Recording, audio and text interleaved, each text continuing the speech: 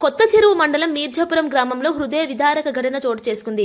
ST వర్గానికి చెందిన హనుమంతు కుమారుడు తలమర్ల ప్రభుత్వ పాఠశాలలో 10వ తరగతి చదువుతున్న విద్యార్థి చరణ్ సమీపంలోని బహిర్భూమికి వెళ్లి అక్కడే ఉన్న బావిలో ప్రమాదవశాత్తు పడి మృతి చెందాడు. ఈ ఘటన స్థానికంగా తీవ్ర విషాదాన్ని నింపింది. విద్యార్థి బావిలో పడిన సమాచారం అందుకున్న పుట్టపర్తి నియోజకవర్గ ఎమ్మెల్యే పల్లె సింధూరరెడ్డి వెంటనే స్పందించి మృతదేహాన్ని తక్షణమే వెలికి తీయాలని స్థానిక పోలీసులు, ప్రభుత్వ అధికారులకు సూచించారు. పోలీసుల సహాయంతో మోటార్లను ఉపయోగించి చరణ్ మృతదేహాన్ని బావిలో నుంచి బయటకు తీశారు.